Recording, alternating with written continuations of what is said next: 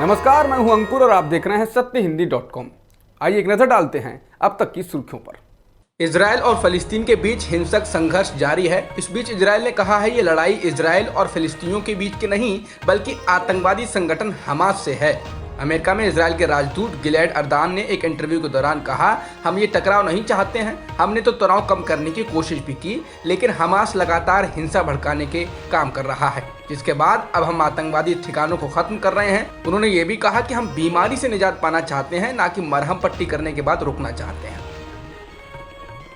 Reuters के मुताबिक उग्रवादी संगठन हमास के एक अधिकारी के मुताबिक दोनों देशों के बीच जल्द ही युद्ध विराम हो सकता है। हमास के राजनीतिक अधिकारी मूसा अबू मरजौक ने लेबनान के अल मायादीन टीवी को बताया कि मुझे लगता है कि युद्ध विराम के संबंध में चल रहे प्रयास सफल होंगे। हमें उम्मीद है कि 1 या 2 दिनों के भीतर युद्ध विराम हो जाएगा। संघर्ष विराम आपसी समझौते के आधार पर ही होगा। आज प्रधानमंत्री मोदी ने कोरोना को लेकर 10 राज्यों के जिला अधिकारियों से संवाद किया। इस दौरान पीएम मोदी ने अधिकारियों को निर्देश दिए कि वो ये सुनिश्चित करें कि ग्रामीण भारत कोरोना मुक्त हो। वर्चुअल कॉन्फ्रेंसिंग में पीएम ने अधिकारियों से कहा कि वो ग्रामीण जिलों में जागरूकता फैलाएं, जिससे कोरोना वायरस पर काबू पाया जा सके। इसके अलावा पीएम ने वैक्सीन वेस्टेज कम करने को लेकर भी बात कही। बीते कुछ दिनों से कोरोना संक्रमण के मामले 3 लाख के आंकड़े से कम आ रहे हैं। बीते एक दिन में कोरोना संक्रमण के 2,76,110 मामले दर्ज किए गए हैं, जबकि 3,874 लोगों की मौत हुई है।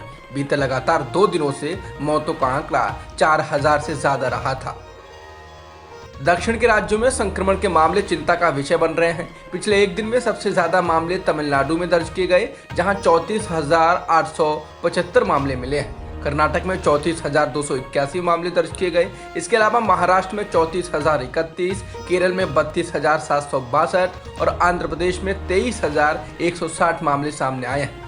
देश भर में आए कुल मामलों का ये 57.64% है।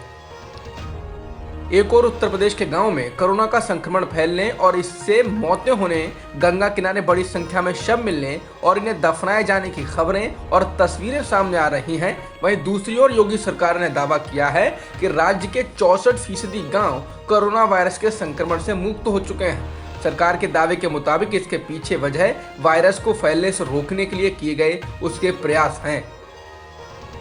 उत्तर प्रदेश सरकार के मुताबिक बुधवार को राज्य में रिकॉर्ड 2,97,327 टेस्ट किए गए और इसमें से 73% टेस्ट गाँव में किए गए।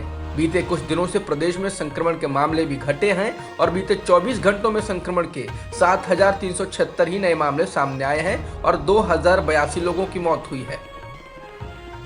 Indian council of medical research यानी ICMR ने बुधवार को माई लैब डिस्कवरी सॉल्यूशंस द्वारा विकसित कोविड-19 के लिए खुद ही उपयोग में लाई जाने वाली रैपिड एंटीजन टेस्ट किट को मंजूरी दे दी है। इसके जरिए कोरोना संक्रमित मरीज के सीधे संपर्क में आया व्यक्ति या जिसमें कोरोना के लक्षण दिख रहे हैं वो खुद ही घर पर टेस्ट कर सकेगा।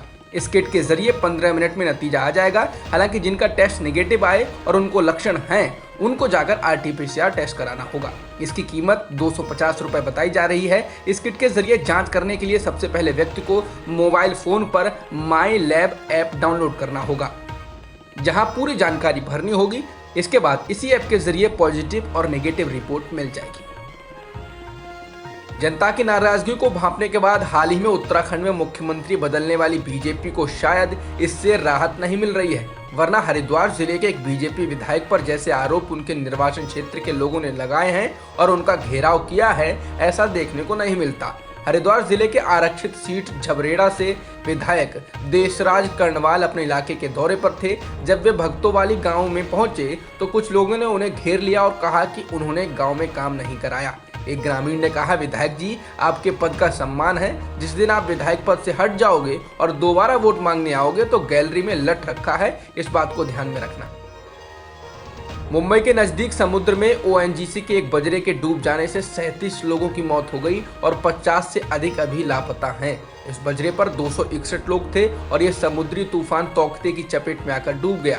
इंडियन एक्सप्रेस के अनुसार 37 शवों को निकाला जा चुका है। मरने वालों की तादाद बढ़ सकती है। राहत व बचाव कार्य में अभी तक 188 लोगों को बचाया जा सका है। अंतर्राष्ट्रीय मीडिया में भारत सरकार की लगातार हो रही आलोचना के बीच अब भारत सरकार ने वैश्विक स्तर पर अपनी बात पहुंचाने के लिए एक अंतर्राष्ट्रीय चैनल लॉन्च करने की दिशा में कदम उठाए। प्रसार भारती ने सलाहकारों को एक निविदा जारी की है, जिसके तहत उनसे दूरदर्शन इंटरनेशनल चैनल को लॉन्च करने की योजना के साथ आने के लिए कहा गया है।